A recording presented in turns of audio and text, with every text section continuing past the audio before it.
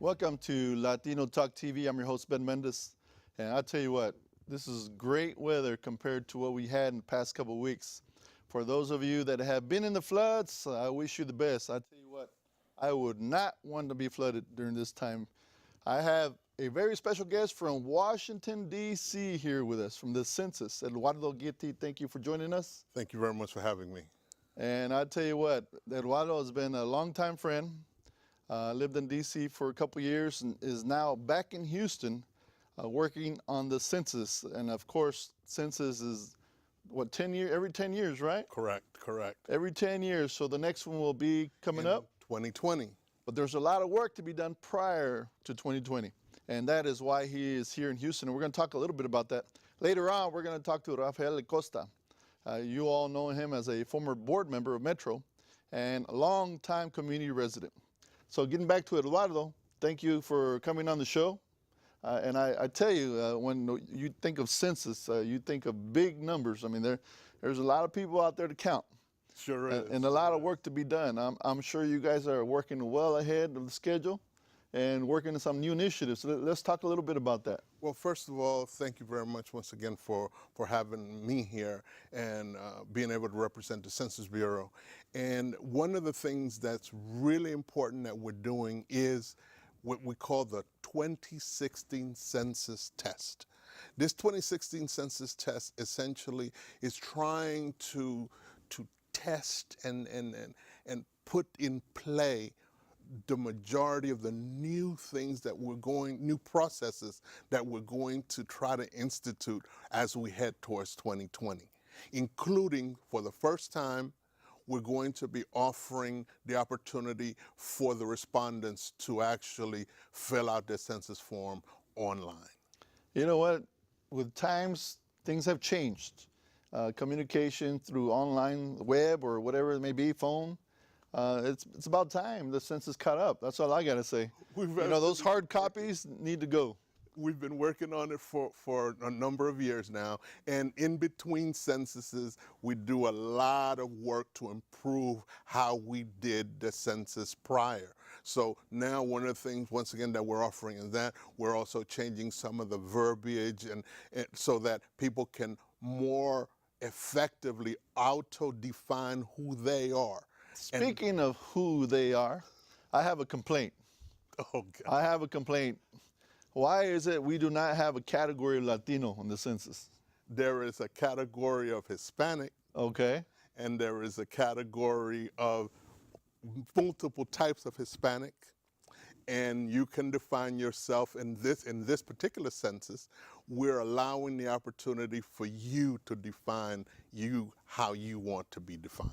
Because the last time that I remember doing the census, I didn't remember seeing Latino or Hispanic as a category. You were either white or black or something else. No, you were Hispanic white. You were also Hispanic, but from Central America, and then they gave you multiple options. Now it's going to be a little different because you're going to be able to write in many cases, where you're from and if you consider yourself Hispanic. So you being Afro-Latino. Yes. What do you consider yourself? Afro-Latino. Is there a category that says Afro-Latino? Actually, no, but one of the things that it says, I am Hispanic. Okay. Because it says you're Hispanic if you are from either any Central American country, Mexico, and so on. So you're Latino. And then there is another side, which is the race category, which is black or African American. And they've eliminated the word Negro out of the census, or at least that's the plan. So, but in the meantime, when you do that, they didn't do it in the Hispanic translation. There is still la palabra negro todavía está in the Hispanic side, which is rather interesting and unique in its own right. I'll tell you what, whenever I think of the census and they don't really categorize our community the right way, it kind of gets me upset, to be honest with you. All I have to say now is we're trying to change that in order so that people can auto-identify themselves the way they want to be seen, the way they need to be seen. And that's, I think, the most important part of what this whole new census and this 2016 census test has already tested that, but in another state. What we're testing now is basically whether or not people are going to do it online, especially Latinos, because there's a digital divide, and like Texas was Houston rather, and Harris County was specifically chosen because of Harris County right now is going to look like America is going to look like exactly how Harris County looks right now. So this is kind of like the melting pot, if you will, and you're using this as the guinea pig city. I don't like to use the word guinea pig, but definitely. We're guinea pigs, basically, because we're so diverse. I mean, there's so many different nationalities here. If you get this one right, then you can get all the other ones right. Exactly correct. And one of the most important things, again, it was selected because of its cultural diversity, its multi-languages. You've got the rich and the very poor. You've got one of the things that we're studying is, for example, that we have high vacancy rates in certain areas and low vacancy rates in others. When you say vacancy, you're talking about like houses, apartments, or? Houses and apartments, for that matter. And then one of the things that we're doing is we're turning that around and looking at how we can use administrative records in order to reduce the cost of the census as a whole. So all of Houston is the perfect place for us to be able to actually figure out how best we can do the 2020 census. And the most important thing is that Houston, once again, is going to determine essentially what the 2020 census is going to look like. So we really are encouraging everyone who lives in specific zip codes within Harris County to be able, if they got this kind of, this envelope in the mail. I don't know if y'all can see that or not, but basically not everybody's going to get this, right? No, only certain people. It's 225,000 households throughout Harris County. And you know that in Harris County we got over 1,400,000, 1,000,000 households. So depending who you ask. Depending on who you ask. Right. But the most important thing is that we're only talking about 225,000 households, and we expect them and would love for them to actually go online, which is the most efficient and, quote, least expensive way to do this thing. And once we do that, we have the option of actually mailing it back using the postal system, or obviously we can also call and we can take all of the data over the phone, and we're done. Now, if people do not respond, we're definitely going to be knocking on people's doors. And we have till May 12th. I'm gonna ask my co-host to join me because I think he has some questions for the census. So I'm gonna ask Javier to come sit down with me because I know, just in watching him, he has some questions for you. But I will tell you that I'm curious. Let's look at the census at the 10,000-foot level. Okay. So you have the U.S. Are you trying to count every single body in the United States, or do you target certain areas and then you just have a multiplier or a factor that you multiply by, and that pretty much encompasses the number? Census is the count of everybody who lives in the United States. Notice I didn't use the word resident or residencia. I said who lives in the United States, because one of the things that people hear, they hear resident, and they say, oh, that doesn't apply to me. Yo no soy residente. Because the first thing that comes to mind is like Alaska. How are you going to count everybody over there? We have our ways. Yeah. And we actually have people that go down in Alaska. That's why we have tribes and the whole, we have multiple ways that we count everybody. Now, there's the surveys are where we take a statistical sample, like the American Community Survey, which took the place of the long form in the census. Those are methodologies and techniques that are well known and respected throughout the world, and we are the #1 statistical agency in the world. You know, one thing, and I don't think that the Census Bureau gets enough credit, But this is a very, very important thing that they do.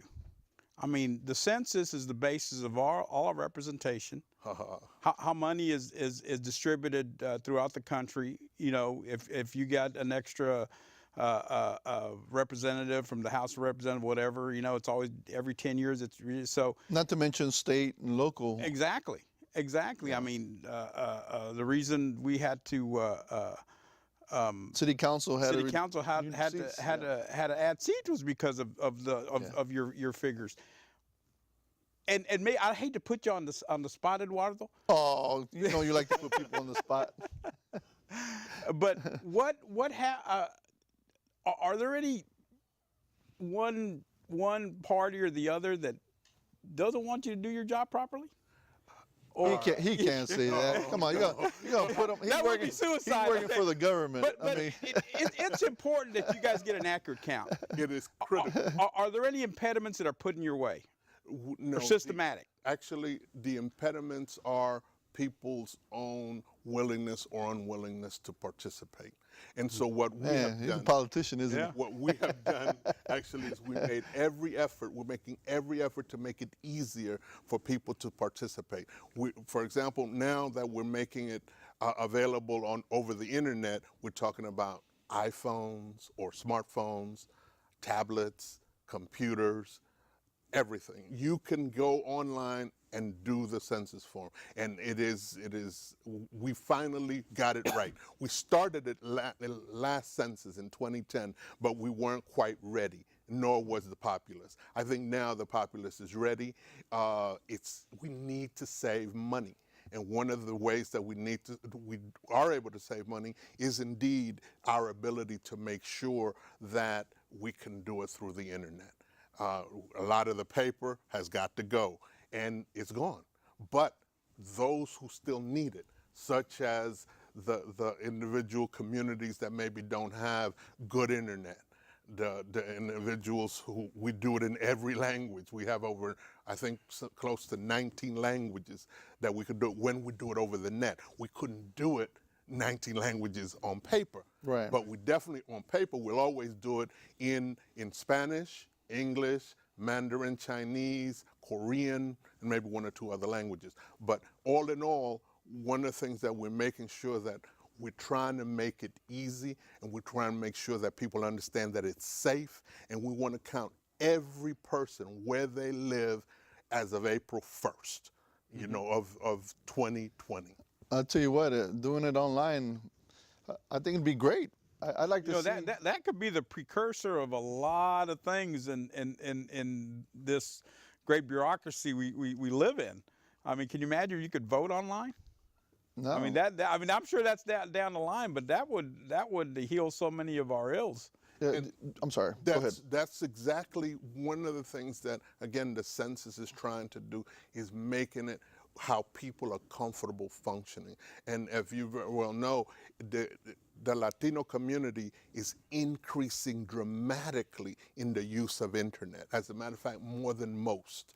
But in the meantime, we're still a little bit afraid, that's why we're testing that we're able to do this online and in certain communities. For example, in Bel Air, in the Sharpstown community, all of that area, the Gulfton area, we are looking at those specific areas in order to make sure that if it can work there, it'll work anywhere. So do you all do Puerto Rico as well? Yes. Puerto Rico? Yes. And what about the Indian reservations? Definitely. You do? Okay. And as a matter of fact, 2017, we're doing both Puerto Rico and the Indian governments, the Native American governments. And that's again, because we want to make sure that we're able to effectively count everybody who lives in the United States. And again, no importa si tienes papeles or no tienes papeles. With or without papers, we're not going to share our information with ICE. We don't share our information with any Wait till you get a new president. Then you can tell me. I'm telling you, that's not going to change. So do you all take into account the prison population? They all fill out these forms as well? Actually, we we have a method called, there's a counting technique that we use where we actually go into the prisons and the prison systems, for example, and we're able to count them through the records, and that's called administrative records. We're also do the same thing in dorms, for example, because the students live in certain dorms most of the time. And so we want to count people where they are, where they live most of the time. So how does that work for, say, college students that live away from home for 19 months out of the year? They are counted in At the universities? states. Right, they are counted at the universities where they are. Okay. What about the homeless?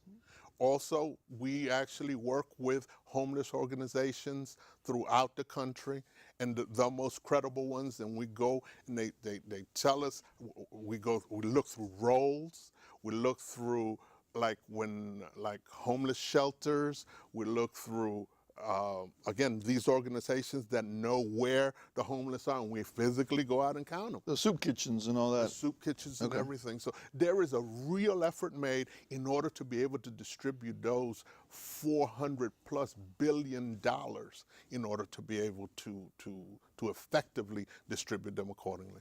And I guess, Eduardo, there are safeguards built into the system as far as like, well, I know for homes it has to be tough, because they could go around and make the rounds at 3 or 4 different places, care facilities or something where they get help. For sure, and then that's where some of the statistical work goes in, where we might be off. You know, when they say that we have a statistical margin of error and so on and so forth. But so this is all very technical, and we definitely get it.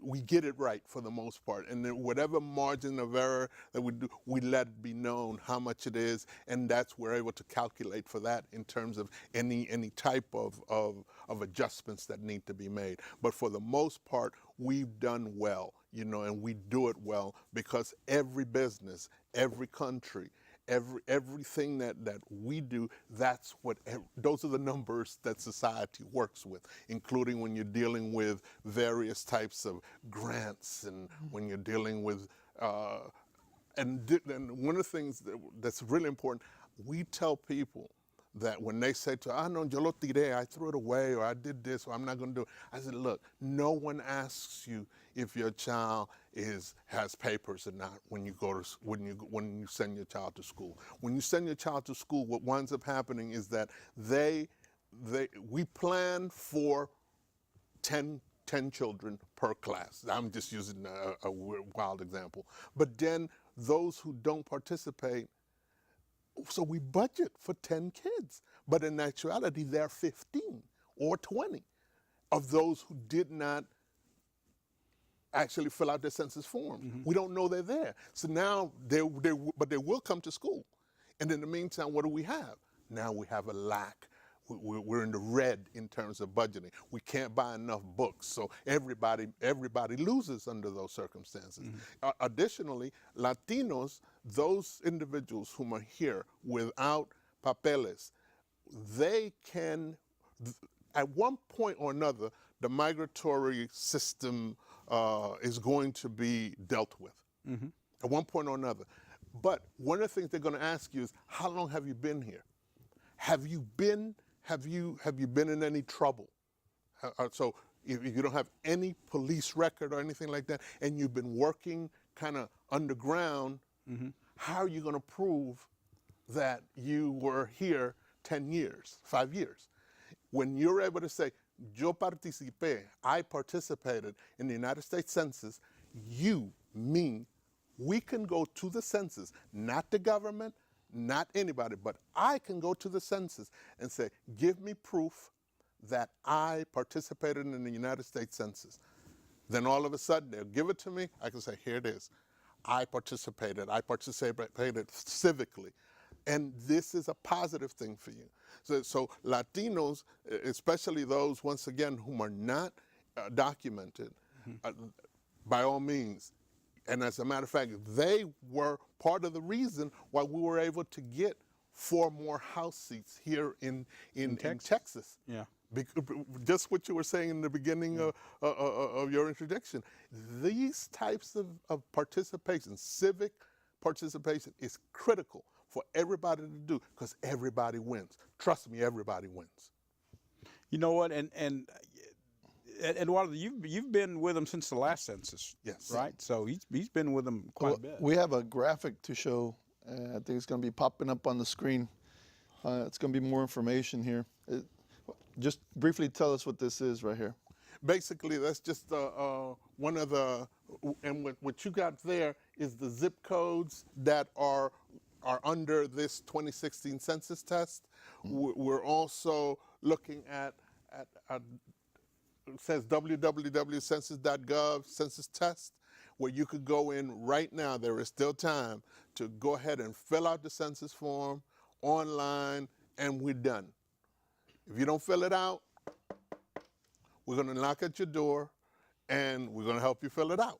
But nobody, it's just best that you do it. It's efficient, it's clean, it's safe. Just go ahead and fill out the census form online, either on phone or your tablet or your computer, and we're done.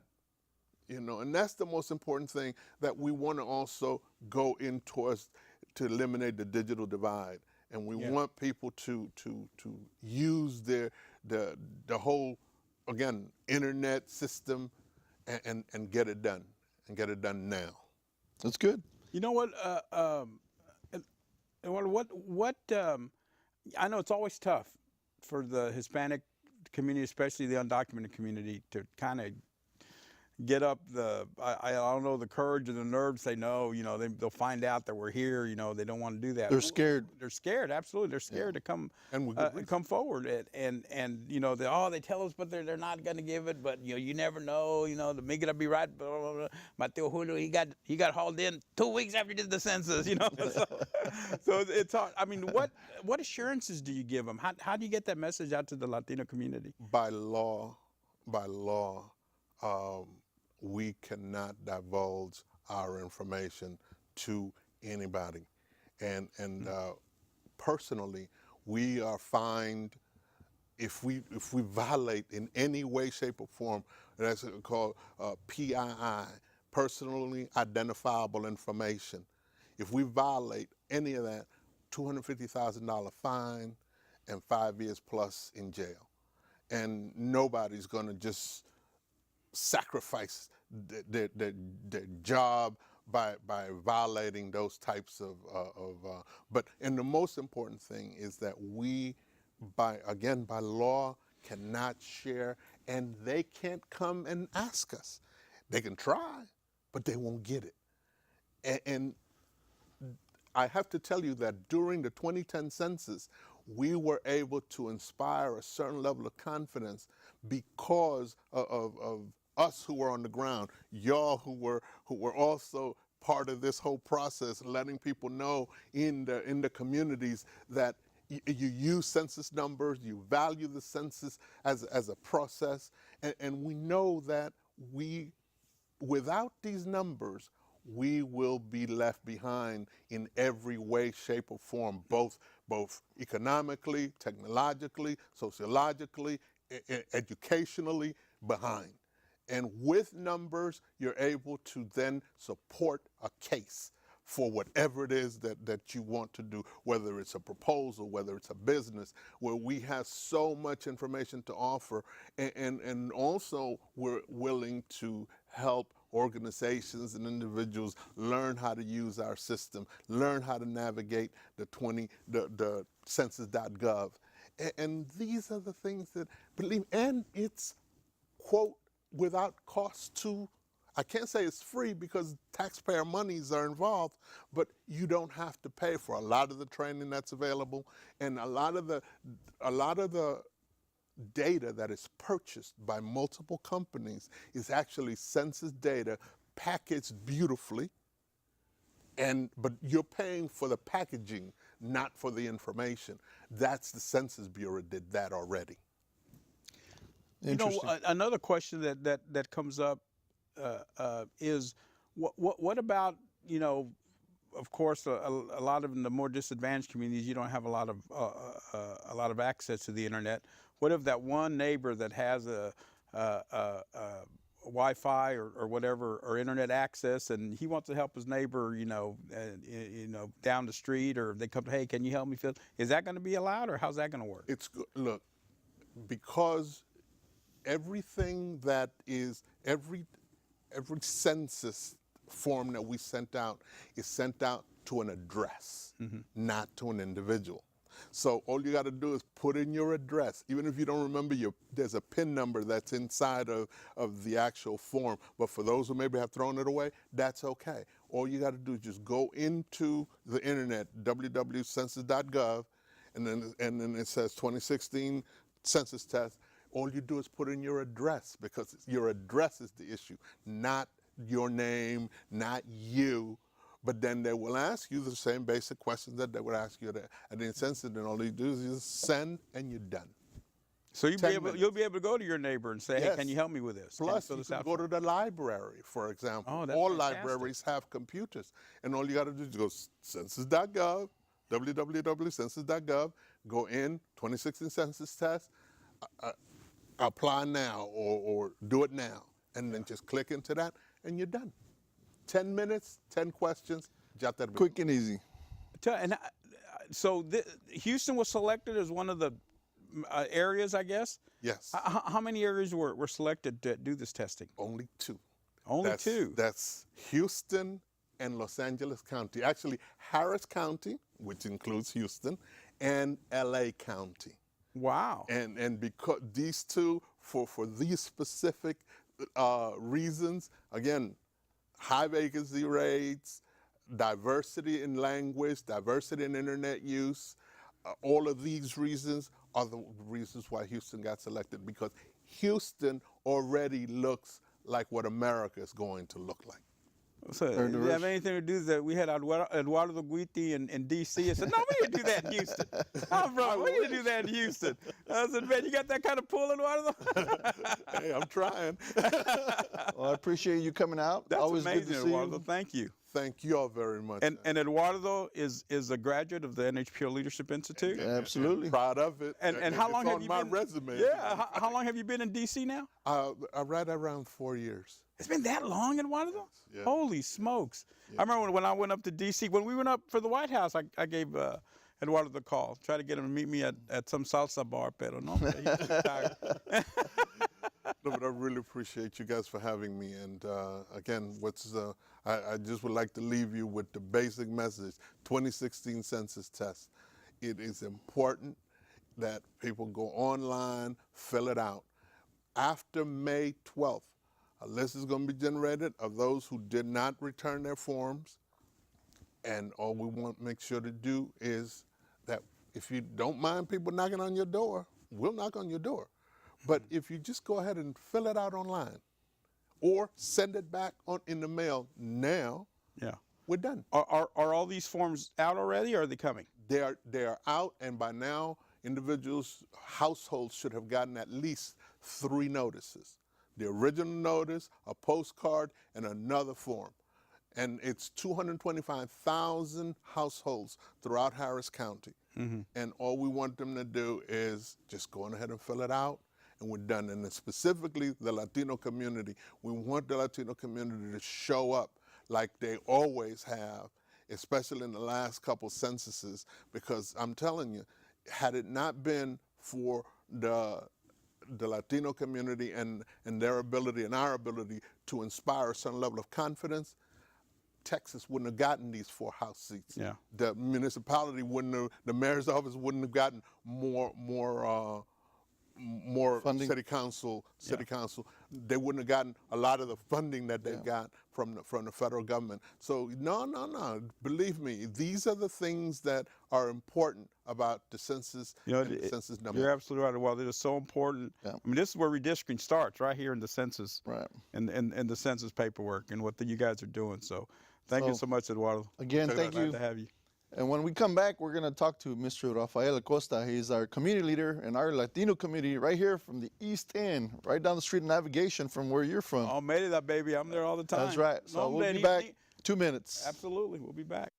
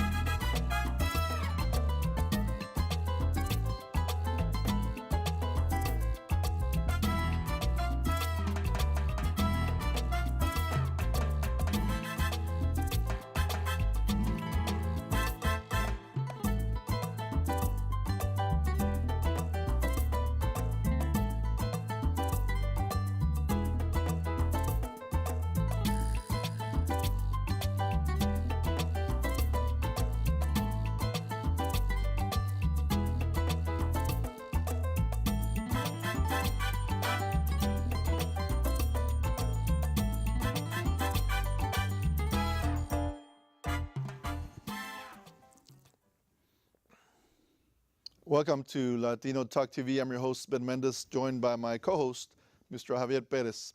And now we have a special guest from the East End. Mr. Rafael Acosta is a former board member from Metro. As you all know, that's a big deal, especially in our Latino community. There's not too many Latinos that have been on the board of Metro, so thank you for joining us. You know, Mr. Acosta also has a long pedigree as by being the East End.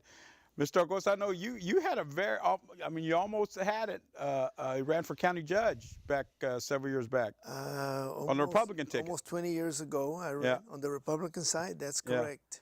Yes. And I tell you, it's there are a lot of Latinos that are very conservative Republicans. That now, of course, you know, if you don't know Mr. Acosta, one of the best Mexican restaurants in town. I'm gonna put a plug in for Merida. Yeah, I mean, I've been going there since you had 2 locations on Fulton at one time. That's correct. And, you know, since my son was knee-high or grasshopper, we've been going out to Merida, and it's always been one of our favorite restaurants. So it's great to have him here.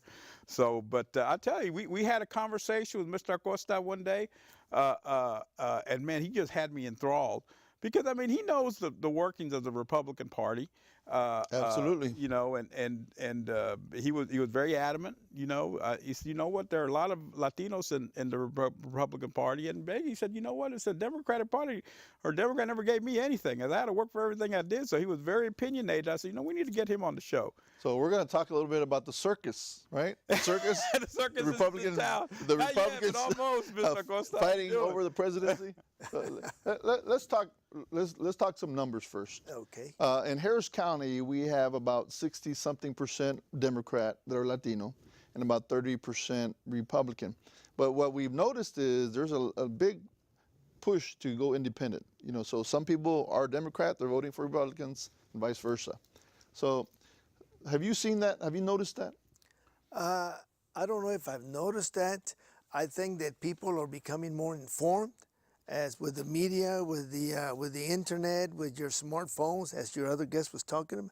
So they're voting with more information, and that causes people to say, you know, I like the way this candidate thinks, but I like the way the other one has his story behind him.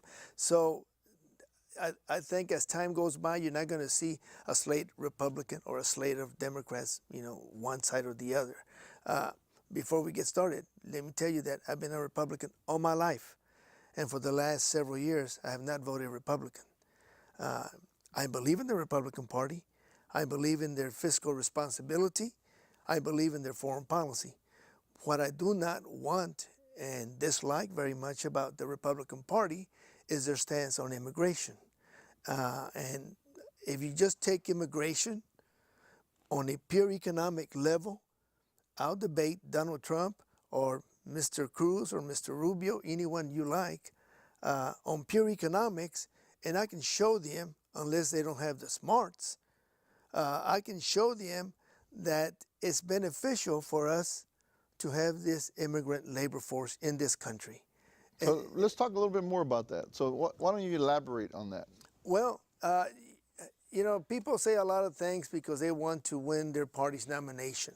And I think it's wrong for them to cater to one side and use a certain group of people as a scapegoat.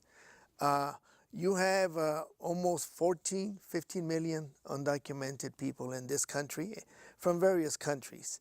And one of the things is that if you notice in the latest years, if a mosquito bites you, it must be an immigrant mosquito. Yeah, I mean, you know, that's the Republican stance. You look at the conservative talk shows, and they don't have any basis to back those concepts, but they blame the immigrants for every little problem that we have, and it's wrong. Donald Trump says, for example, and you know, I can understand him. He is just, from his background, he's a white Anglo-Saxon racist. I understand that, and you know, that's his background. What I don't understand are people like Rubio and Cruz who come from immigrant families, and they try to bash the immigrant labor force. It's wrong that these people have came here not legally. That's correct. What crime do they commit? Wanting to give their family a better life? coming to help a country that has opportunity, coming to be part of a country and a labor force that's going to be productive. One basic example, look at Japan. Japan's economic system has been on the ropes for how many years? 20, 30 years? Long time. And you want to know why? I forget the name of the economist that said so. Japan is this way. You have a lot of people on top like myself who depend on medical services, social services, because we're old. And they have very few or a smaller amount of young people providing that service. The U.S. is barely this way, the pyramid. And the only reason it's that way is because of the immigrant force that we have.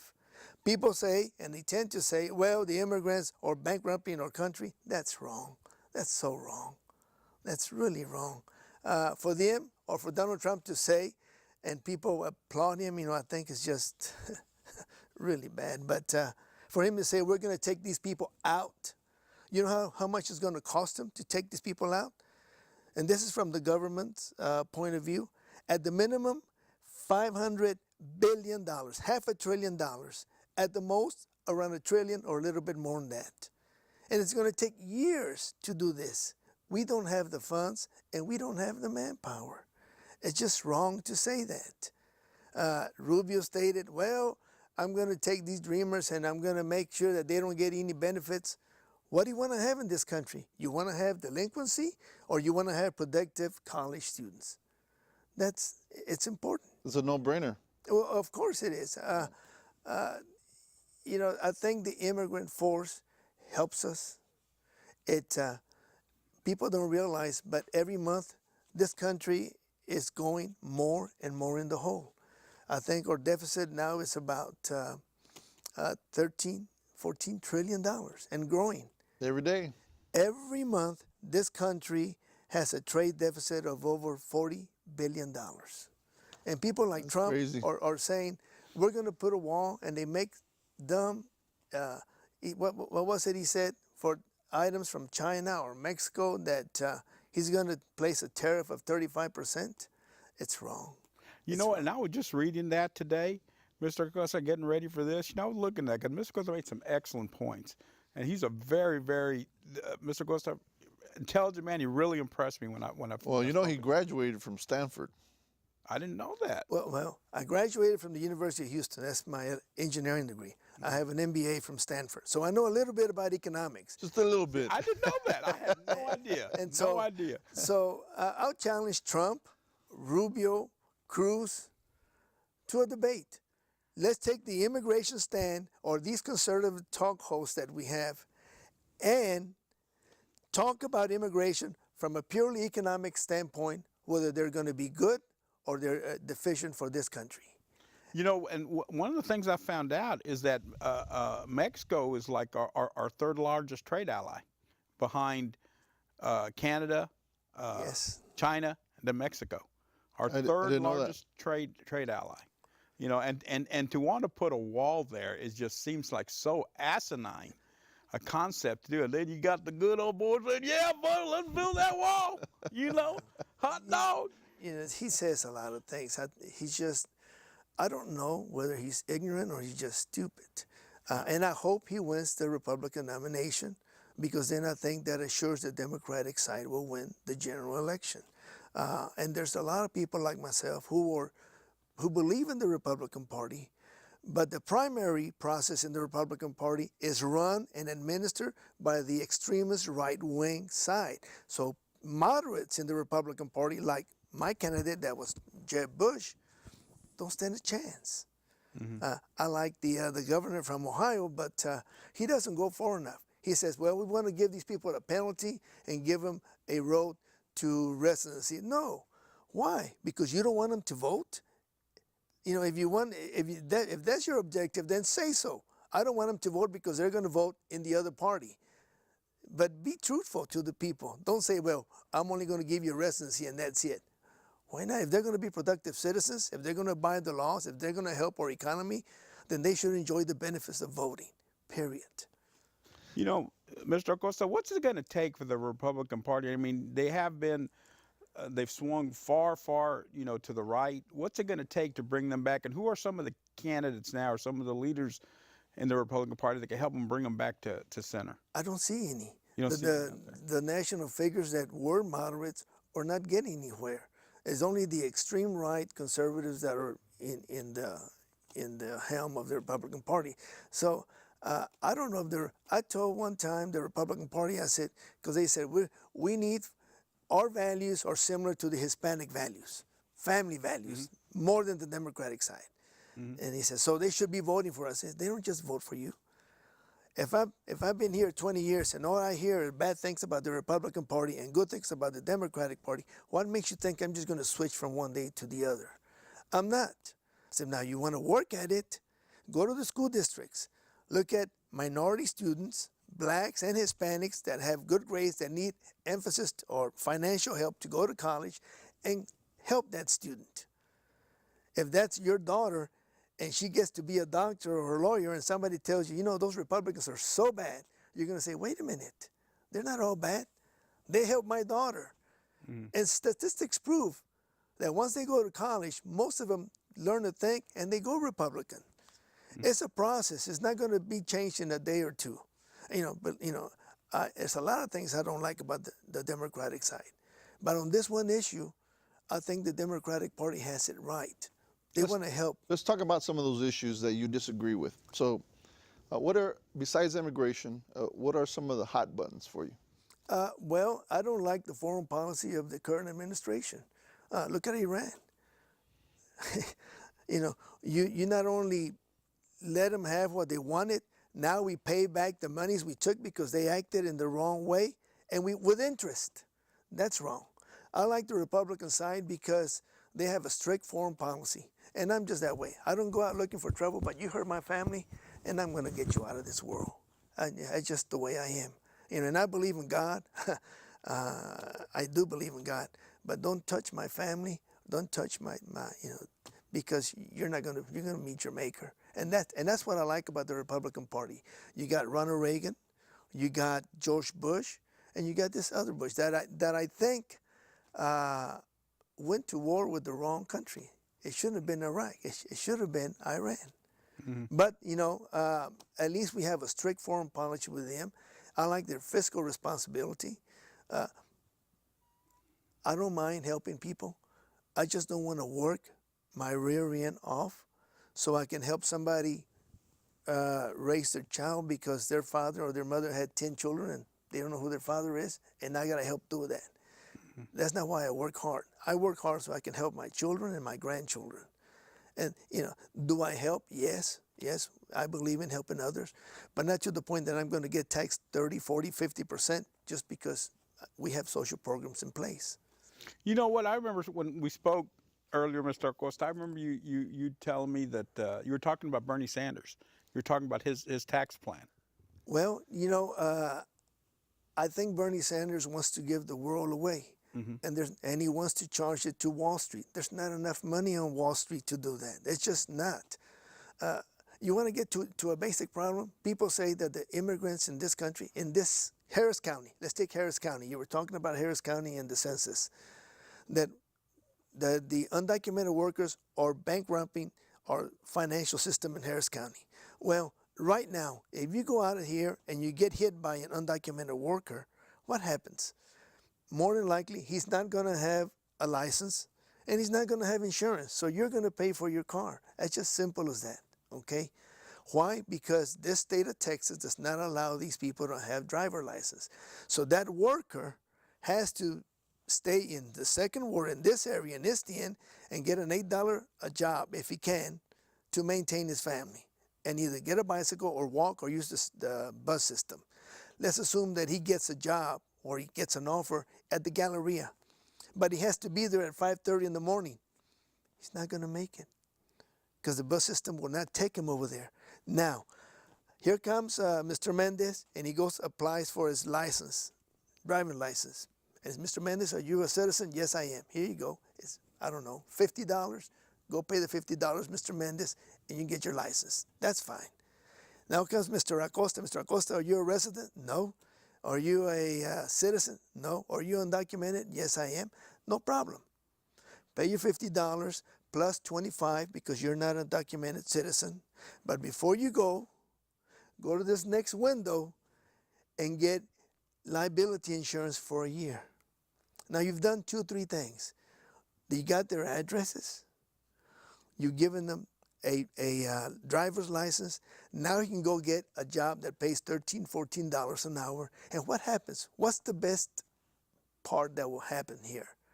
Is the multiplication of money. Now he gets $14 an hour. He spends more. He pays more taxes. And the multiplication factor of money as it revolves around this Harris County. And it's just simple math, simple economics.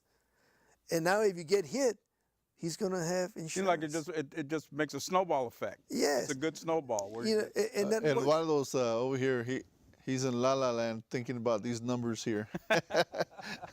Our previous guest is kind of like wondering, Well, you know, because people complained about these people using a lot of services and this and that. You know how many millions, hundreds of millions, if not billions of dollars? A lot of these people that come to work, they go to extremes. They'll give you a Social Security card and say, here, that's my Social Security. And you don't know if it's a good one or not. At the end of the year, these people, like your census person said, they're afraid, they're nervous. They don't go and collect those monies. There are millions and hundreds of millions and billions of dollars that the government keeps. Right? Mm-hmm. Nobody talks about that. I have not seen the government say, oh, we have $5,000 that you contributed, but you didn't claim it, so here, we're going to give it back to you. They've never said that. They just hush and just keep the money. So when people talk about these immigrants, these undocumented workers being a liability to us, they're wrong. If you just, now, the fact that you don't like them, that's a purely entirely different question. You know, I talked to a friend of mine, he says, well, you know, they got to follow our immigration laws. We have immigration laws. And this is, my friend is white, Anglo. And I said, well, what would have happened, where would you be now if the pilgrims on Plymouth Rock had been told by the Indians, who saved their lives, by the way, told them, you're going to have to stay here a year and follow the immigration laws and probably die in the winter. You know, when you talk about being human, talk about being human, because sometimes we forget where we come from. Mm-hmm. You know, I came through a Republican president. They were going to break up our families, and my mother wrote to an American Republican president, Eisenhower, by hand, and said, they're breaking up my family. And in 3 months, they had a letter from the White House. So there's plenty of good things that have happened to my family from the Republican side. But that doesn't mean that it doesn't have a chance to become greater, become more appealing to everybody. And there's a lot of things that I believe in the Democratic side. You know, since my candidate is not going to be in this circus, as you put it, this 3-way circus, I like Hillary. And a lot of Republican Hispanics like her. She has, and I think people are against her because she's a woman, she has the intellect, and she has the fortitude to carry things out.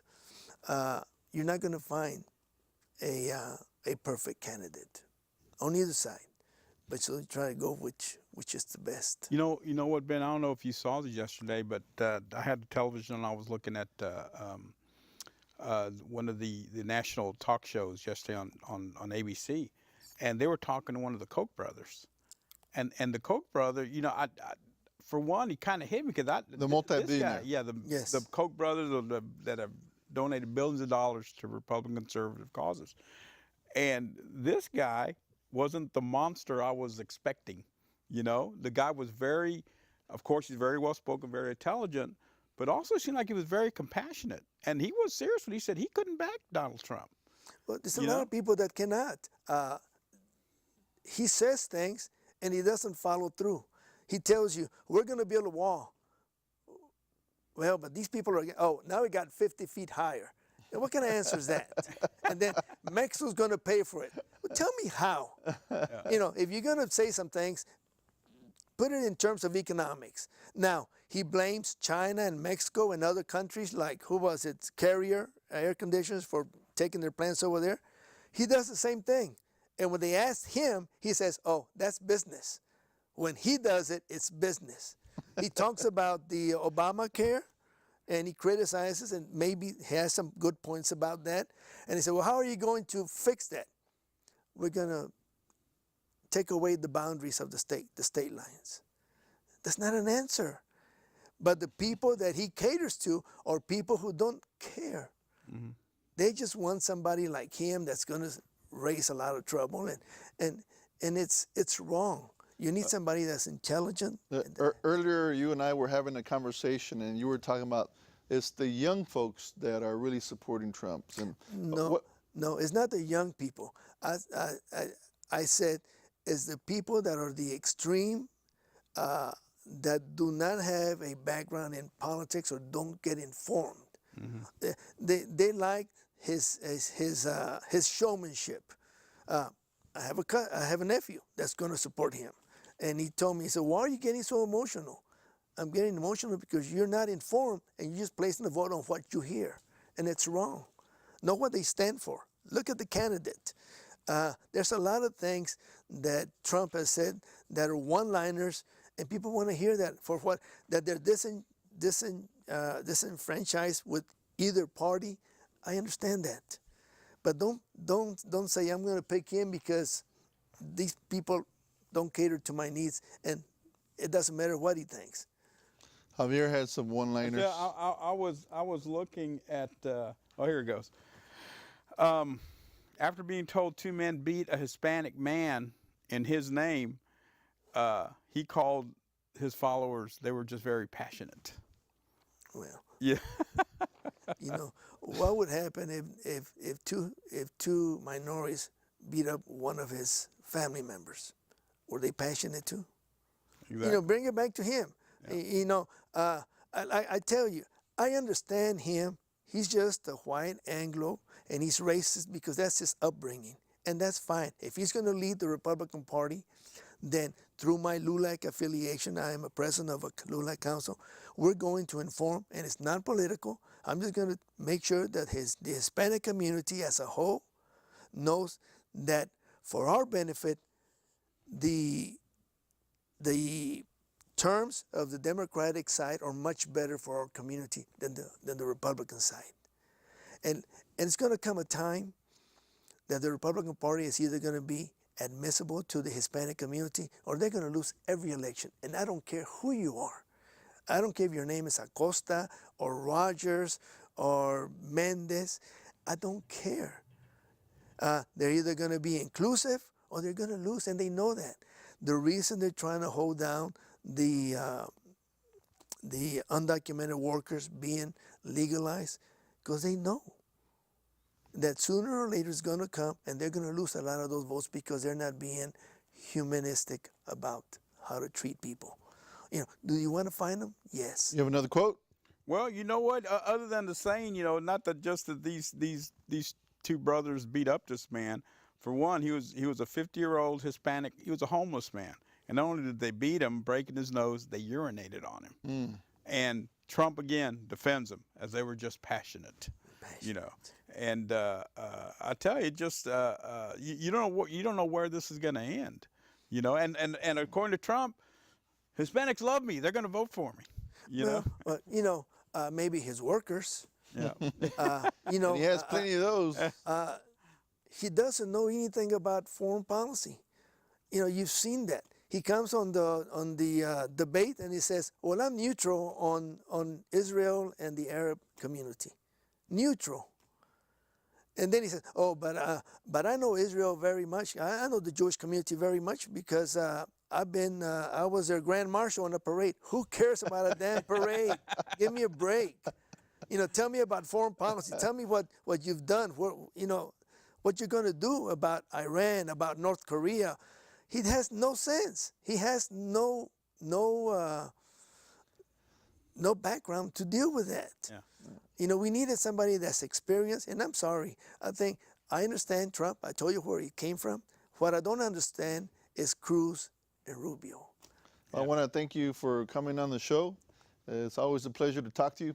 Same here. Always full of knowledge, You that's know, for Mr. sure. Acosta, we need to bring him back. Yeah. After Yeah. the convention comes, we'd love to have you back, Well, Mr. Acosta. if and when Trump decides to take my challenge and debates me on I'm gonna take him through a 101 of economics, and maybe he'll understand why immigration is good for us. Absolutely. So we'll see you next week. It's live television every Monday night at 6 p.m. So we'll see you. Bye.